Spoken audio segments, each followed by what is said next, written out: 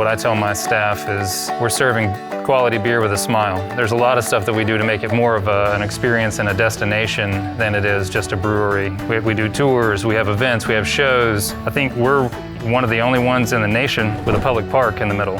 It's been a crazy year for everybody. In March, the federal government allowed us to start using our distillery to make hand sanitizer. And that was a huge pivot for us, but it was much needed in the community at the time. We all kind of came together to get stuff into first responders' hands that needed it, and then to serve the community with that product as well.